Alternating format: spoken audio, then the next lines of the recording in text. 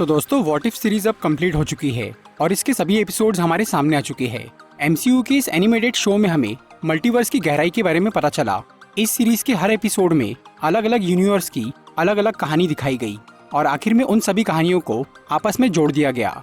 ये सीरीज हमारी उम्मीद से बहुत बेहतर निकली, लेकिन ये हिंदी में रिलीज नहीं हुई है, इसी वजह से कई लोग इसे समझ नहीं पाए।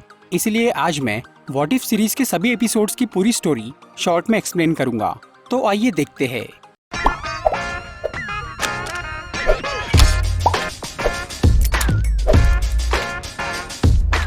वीडियो शुरू करने से पहले मैं आपको बताना चाहूंगा कि इस सीरीज में टोटल 9 एपिसोड है और हर एपिसोड की एक अलग कहानी है। पर मैं यहाँ सभी एपिसोड्स को डिटेल में एक्सप्लेन नहीं करूंगा, बल्कि मैं सिर्फ इम्पोर्टेंट डिटेल्स पर ही फोकस करूंगा जो कि स्टोरी के लिए जरूरी है। तो ये कहानी है मल्टीवर्स की, यानी कई सारे अलग अलग यूनिवर्स की। वैसे तो कोई भी इंसान या एलियन अपने ही यूनिवर्स को पूरी तरह देख नहीं सकता, लेकिन वॉचर एक ऐसा शख्स है जो कि सभी यूनिवर्स को अच्छी तरह देख सकता है। वॉचर एक बहुत ही पावरफुल बीइंग है और वो समय की शुरुआत से ही पूरे मल्टीवर्स पर नजर रख रहा है। वॉचर के पास इतनी शक्ति है कि वो किसी भी ब्रह्मांड की काया पलट कर सकता है, लेकिन वो कुदरत के मामलों में दखल नहीं देना चाहता। इसीलिए वॉचर ने ये कसम खाई है कि वो कभी भी किसी ब्रह्मांड के साथ कोई छेड़छाड़ नहीं करेगा, वो बस उन पे नजर रखेगा। वॉचर यहाँ हमें बताता है कि कैसे किसी एक घटना के बदलने से कई सारी घटनाएं बदल जाती है और उससे एक नया यूनिवर्स बन जाता है। और ऐसी ही हर डिसीजन और हर चॉइस की वजह से लगातार अल्टरनेट यूनिवर्स बनते जा रहे हैं और मल्टीवर्स बड़ा होता जा रहा है। फिर वॉचर हमें दिखाता है कि जहाँ एक यूनिवर्स में स्टीव रॉजर्स को सुपर सोल्जर सीरम मिला था जिससे वो कैप्टन अमेरिका बना था, वहीं एक दूसरे यूनिवर्स में एक छोटे से बदलाव की वजह से कोई और इंसान सुपर सोल्जर बन गया। और यहाँ शुरू होता है हमारा पहला एपिसोड जिसका नाम है what if Captain Carter were the first Avenger. ये कहानी है वर्ल्ड वॉर 2 के टाइम की, जब अमेरिका और जर्मनी की लड़ाई चल रही थी। हिटलर के खास आदमी रेड स्कल और उसकी आर्मी हाइड्रा से लड़ने के लिए अमेरिका ने स्टीव रॉजर्स को एक सुपर सोल्जर बनाने का फैसला किया, लेकिन उस ऑपरेशन के दौरान हाइड्रा का एक जासूस वहां आ जाता है और वो स्टीव को गोली मार देता है। वो जासूस सुपर सोल्जर सीरम चुराने की कोशिश करता है, मगर वो मारा जाता है। स्टीव रॉजर्स अब घायल हो चुका था, इसीलिए वो उस ऑपरेशन को बर्दाश्त नहीं कर सकता था और पावर की कमी होने से वो काम सिर्फ एक बार ही किया जा सकता था। इसीलिए पैगी कार्टर वो सीरम लेने का फैसला करती है और वो बन जाती है एक सुपर सोल्जर। फिर पैगी को नाम दिया जाता है कैप्टन कार्टर और वो हाइड्रा से लड़ना शुरू करती है। पैगी अपने सबसे पहले मिशन में ही हाइड्रा से टेसरिक क्यूब हासिल कर लेती है, जिसका इस्तेमाल करके हावर्ड स्टार्क आयरन मैन जैसा एक सूट बनाता है जिसे नाम दिया जाता है हाइड्रा स्टॉम्पर। और क्योंकि स्टीव रॉजर्स सुपर सोल्जर नहीं बन पाया था, इसीलिए वो हाइड्रा स्टॉम्पर सूट स्टीव को दे दिया जाता है और फिर पैगी और स्टीव मिलके हाइड्रा के खिलाफ लड़ते हैं। लेकिन एक मिशन के दौरान हाइड्रा वाले स्टीव को किडनैप कर लेते हैं, जिसकी वजह से उन्हें टेसरिक क्यूब वापस मिल जाता है। और तब रेड स्कल टेसरिक क्यूब से एक पोर्टल ओपन करके एक ऑक्टोपस मॉन्स्टर को अर्थ पे बुलाता है ताकि वो उसकी मदद से अपने दुश्मनों को मार सके, लेकिन वो मॉन्स्टर रेड स्कल को ही मार डालता है। फिर पैगी उस मॉन्स्टर को वापस उस पोर्टल में ढकेलती है और जब वो पोर्टल बंद हो जाता है तो पैगी भी उसमें ही रह जाती है। फिर लगभग 70 साल बाद सन 2012 में जब शील्ड के लोग टेसरिक क्यूब पर एक्सपेरिमेंट कर रहे थे तो उससे एक पोर्टल ओपन हो जाता है और उसमें से बाहर निकलती है कैप्टन कार्टर, जो कि उस पोर्टल से टेलीपोर्ट होकर फ्यूचर में पहुंच गई थी। तो यहाँ खत्म होता है पहला एपिसोड। दूसरे एपिसोड का नाम है what if टचाला became a star Lord. यहाँ वॉचर हमें बताता है कि जहाँ एक यूनिवर्स में पीटर क्विल को अर्थ से किडनैप किया गया था और वो स्टार लॉर्ड बना था, वहीं दूसरे यूनिवर्स में योंडू के आदमियों ने गलती से वकांडा जाकर टचाला को किडनैप कर लिया। और क्योंकि टचाला को घूमने का शौक था, इसीलिए योंडू ने उसे अपने पास रख लिया और उसने टचाला से ये झूठ बोल दिया कि वकांडा तबाह हो चुका है। फिर बड़ा होकर टचाला बन जाता है स्टार लॉर्ड, एक ऐसा लुटेरा जो अमीरों से लूटता था और गरीबों में बांटता था। वो बहुत नेक दिल था और सब उसे पसंद करते थे, यहाँ तक कि उसने थैनोस को भी कन्विंस करके उसे यूनिवर्स की आधी पॉपुलेशन मिटाने से रोक दिया था। फिर नेबुला टचाला से मिलती है और वो उसे ये बताती है कि टेनेलियर टिवान यानी कलेक्टर के पास एम्बर्स ऑफ जेनेसिस नाम का एक ऑब्जेक्ट है जो कि किसी भी बंजर प्लेनेट को हरा भरा बना सकता है। और क्योंकि टचाला को सबकी मदद करना पसंद था, इसीलिए वो सोचता है कि वो उस ऑब्जेक्ट से पूरे गैलेक्सी की लोगों की भूख मिटा सकता है। इसीलिए टचाला अपनी टीम के साथ कलेक्टर के म्यूजियम में जाता है एम्बर्स ऑफ जेनेसिस चुराने के लिए। फिर वो सब कलेक्टर से लड़के काफी मुश्किल से वो एम्बर्स चुराते हैं। उसी मिशन के दौरान टचाला को ये पता चलता है कि उसका देश वकांडा अभी भी मौजूद है और उसके घर वाले आज तक उसे ढूंढ रहे हैं। और तब योंडू टचाला को बताता है कि वो उसका शौक पूरा करना चाहता था, इसीलिए उसने उससे झूठ बोला। फिर टचाला, योंडू और उसके सभी साथी वकांडा जाते हैं और अब टचाला न सिर्फ एक गैलेक्टिक हीरो बन गया था बल्कि उसके पास दो दो परिवार भी थे। तीसरे एपिसोड का नाम है what if the world lost its mightiest heroes. यहाँ वॉचर हमें बताता है कि जहाँ एक यूनिवर्स में निक फ्यूरी ने कुछ हीरोज को जमा करके एवेंजर्स की टीम बनाई थी, वहीं दूसरे यूनिवर्स में जब निक फ्यूरी उन हीरोज को जमा करने की कोशिश करते हैं तो वो सब हीरोज किसी रहस्यमय तरीके से मारे जाते हैं। सबसे पहले जब ब्लैक विडो टोनी स्टार्क को एक दवाई का इंजेक्शन देती है तो वो मर जाता है।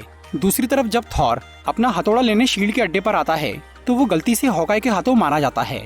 फिर जब हॉकाई को जेल में डाला जाता है तो वो भी अचानक मर जाता है।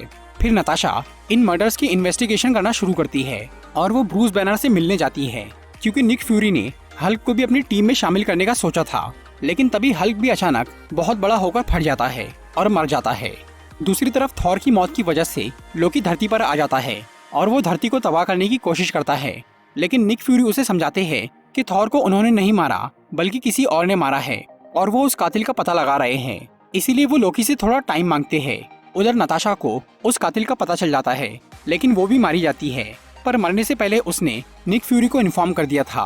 और तब निक फ्यूरी एक कब्रिस्तान में जाते हैं जहाँ होप वैन डायन की कब्र थी, क्योंकि उन सब मर्डर्स के पीछे होप के पिता हैंक पिम का हाथ था। फिर हैंक पिम वहाँ आकर निक फ्यूरी को ये बताता है कि उसने ये सब क्यों किया।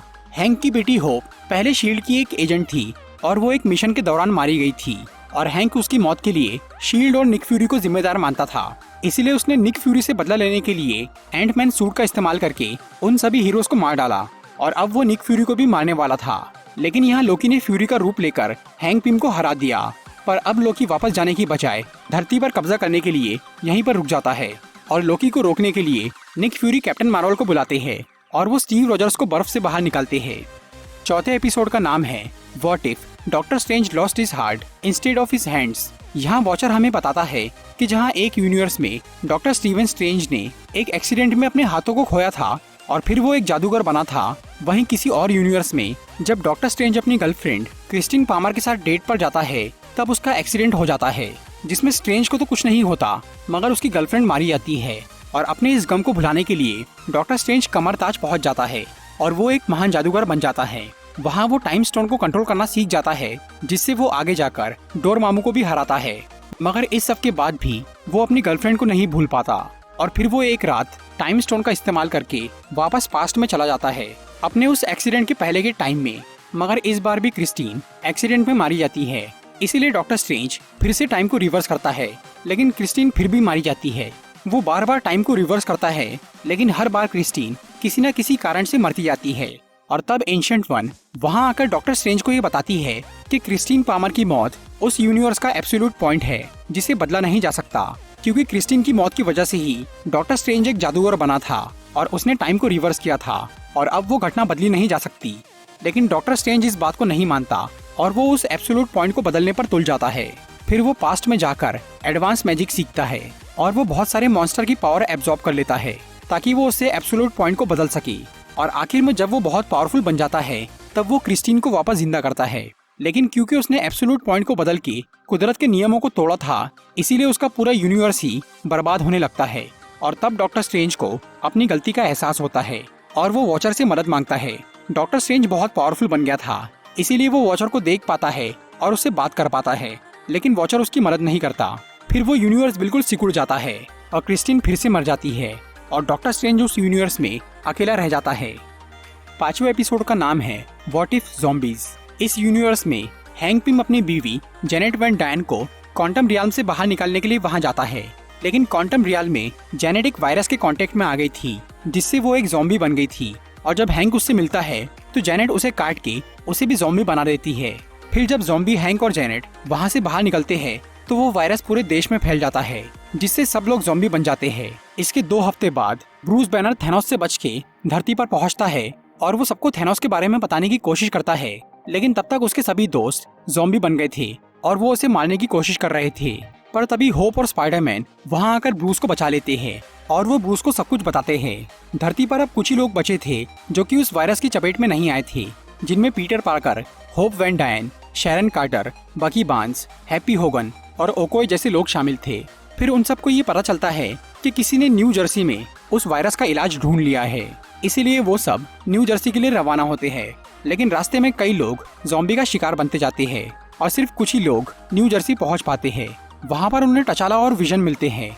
विजन सबको ये बताता है कि उसके माइंड स्टोन के रेडिएशन से ज़ॉम्बीज का इलाज किया जा सकता है और उसने उससे स्कॉट लैंग यानी एंटमैन को ठीक किया है। पर वहाँ पर ऐसी टेक्नोलॉजी नहीं थी कि जिससे माइंड स्टोन के रेडिएशन को पूरी दुनिया में फैलाया जा सके। इसीलिए टचाला वकांडा जाने का फैसला करता है और तब विजन अपना माइंड स्टोन निकाल कर उन्हें दे देता है। वहाँ ज़ॉम्बीज को रोकने के लिए कई लोग अपनी कुर्बानी देते हैं और आखिर में पीटर, स्कॉट और टचाला एक प्लेन लेकर वकांडा जाने लगते हैं। पर वकांडा में पहले से ही थैनोस पहुंच गया था और वो भी एक ज़ॉम्बी बन चुका था। उसके पास 5 इन्फिनिटी स्टोन्स थे और वो माइंड स्टोन का इंतजार कर रहा था।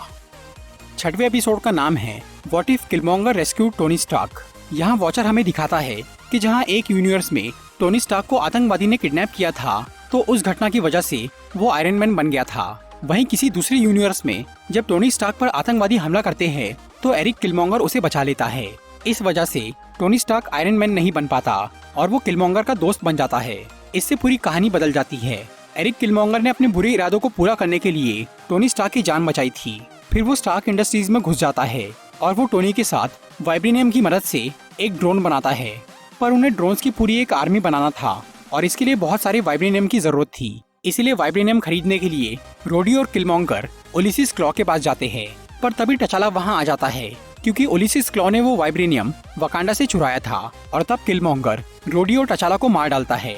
असल में किलमॉन्गर ने ओलिसिस क्लॉ के साथ मिलकर पहले से ही ये सब प्लान किया था। वो उन दोनों की मौत को ऐसा पेश करता है जैसे रोडी को टचाला ने मारा है ताकि अमेरिकन गवर्नमेंट वकांडा की दुश्मन बन जाए और टचाला को रोडी ने मारा है ताकि वकांडा वाले अमेरिका के दुश्मन बन जाए। लेकिन टोनी को किलमॉन्गर की असलियत पता चल गई थी, इसीलिए वो टोनी को भी मार डालता है और वो टोनी की मौत के लिए भी वकांडा को दोषी ठहराता है। इसीलिए यूएस आर्मी वकांडा पे हमला करती है। पर किलमॉन्गर ओलिसिस क्लॉ को मार के वकांडा वालों का भरोसा जीत लेता है और वो उनके साथ मिल जाता है। फिर वो यूएस आर्मी को हराने में वकांडा की मदद करता है। इस वजह से वकांडा के राजा एरिक किलमॉन्गर को नया ब्लैक पैंथर बना देते हैं। 7वां एपिसोड है what if Thor were an only child. इस यूनिवर्स में ओडिन लोकी को गोद लेने की बजाय उसे उसके पिता को दे देते हैं। इसीलिए थॉर ओडिन का इकलौता बच्चा रह जाता है और इकलौता होने की वजह से वो काफी बिगड़ जाता है और वो बहुत अय्याश बन जाता है। वो हमेशा पार्टी और मस्ती करता रहता है। फिर एक बार जब ओडिन गहरी नींद में सो जाते हैं और थॉर की माँ फ्रीगा कहीं बाहर चली जाती है, तब थॉर अपने दोस्तों के साथ धरती पर पार्टी करने के लिए आ जाता है। यहाँ उसे जेन फॉस्टर मिलती है जो कि उसकी अच्छी दोस्त बन जाती है। फिर थॉर यहाँ कई सारे एलियंस को बुलाकर बहुत हंगामा करना शुरू करता है। इसीलिए शील्ड के लोग उसे रोकने के लिए कैप्टन मार्वल को यहाँ बुलाते हैं और तब कैप्टन मार्वल और थॉर की लड़ाई शुरू हो जाती है। पर इस सब के बावजूद भी थॉर और उसके दोस्त नहीं रुकते। इसीलिए शील्ड वाले कैप्टन मार्वल की मदद से थॉर को एक वीरान जमीन पर ले जाते हैं और वहाँ वो उस पर न्यूक्लियर मिसाइल छोड़ने वाले होते हैं। लेकिन तभी जेन फॉस्टर हाइमडल से कांटेक्ट करके एसगार्ड पहुंच जाती है और वो थॉर की माँ फ्रीगा से मिलती है। फिर जेन फ्रीगा से थॉर की शिकायत करती है, इसीलिए फ्रीगा धरती पर आने का फैसला करती है। इस वजह से शील्ड वाले वो न्यूक्लियर मिसाइल फायर नहीं करते और तब थॉर अपनी पार्टी रोक के अपने दोस्तों के साथ सारी गड़बड़ ठीक कर देता है। फिर जब फ्रीगा धरती पर आती है तो थॉर और उसके दोस्त पढ़ाई करने का नाटक करने लग जाते हैं। बाद में थॉर जेन के साथ डेट पर जाने का सोचता है, लेकिन तभी उसके सामने एक पोर्टल खुलता है और उसमें से कुछ रोबोट्स बाहर आते हैं जिनका लीडर था अल्ट्रॉन और उसके पास पूरे 6 इन्फिनिटी स्टोन्स थे। ये सब कैसे हुआ इसके बारे में हमें अगले एपिसोड में पता चलता है। 8वां एपिसोड है व्हाट इफ अल्ट्रॉन वॉन। यहाँ वॉचर हमें बताता है कि जहाँ एक यूनिवर्स में टोनी स्टार्क ने अल्ट्रॉन को बनाया था और अल्ट्रॉन ने जब वाइब्रेनियम की बॉडी बनाई थी तो उससे विजन का जन्म हुआ था, जिसके साथ मिलकर एवेंजर्स ने अल्ट्रॉन को हरा दिया था। लेकिन किसी और यूनिवर्स में जब अल्ट्रॉन ने वो वाइब्रेनियम की बॉडी बनाई तब वो खुद को उसमें अपलोड करने में कामयाब हो गया। इसके बाद उसने एवेंजर्स को हरा के पूरी दुनिया पे न्यूक्लियर बॉम्ब गिराए जिससे सभी इंसान मारे गए। अल्ट्रॉन के इस हमले से सिर्फ 2 ही एवेंजर्स बचे रह गए थे, जो थे ब्लैक विडो और हॉकाई। फिर बाद में जब थैनोस यूनिवर्स की आधी पॉपुलेशन खत्म करने निकला और वो 5 इन्फिनिटी स्टोन्स जमा करके अल्ट्रॉन से माइंड स्टोन लेने आया, तब अल्ट्रॉन ने थैनोस को ही मार डाला। फिर उसने थैनोस के जमा किए हुए सारे इन्फिनिटी स्टोन्स ले लिए, जिससे अल्ट्रॉन की पावर बहुत ज्यादा बढ़ गई। इन्फिनिटी स्टोन्स की शक्ति से वो रोबोट्स की एक बहुत बड़ी आर्मी बनाता है और वो यूनिवर्स के सभी प्लैनेट्स को बर्बाद करने निकल जाता है। दूसरी तरफ क्लिंट बार्टन और नताशा रोमानोफ अल्ट्रॉन से बच के भागते फिर रहे थे। फिर नताशा क्लिंट को रशिया लेकर जाती है ताकि वहाँ वो अल्ट्रॉन को हराने का कोई तरीका ढूंढ सके। वहाँ केजीबी के हेडक्वार्टर में वो एक कंप्यूटर प्रोग्राम की तलाश करते हैं जो कि अल्ट्रॉन से लड़ने में उनके काम आए, और काफी ढूंढने के बाद उन्हें आनिम जोला की फाइल मिल जाती है। जोला, जो कि पहले हाइड्रा का एक साइंटिस्ट था, उसके मरने के बाद हाइड्रा वालों ने उसे एक आर्टिफिशियल इंटेलिजेंस प्रोग्राम बना दिया था। उस फाइल से नताशा और क्लिंट को ये पता चलता है कि जोला का प्रोग्राम साइबेरिया में हाइड्रा के एक अड्डे पर है। इसीलिए वो दोनों साइबेरिया जाकर जोला के प्रोग्राम को हॉकाई के एक एरो में डाउनलोड कर लेते हैं। फिर जब अल्ट्रॉन के रोबोट्स वहाँ आते हैं तो हॉकाई उस एरो से एक रोबोट में जोला को अपलोड कर देता है।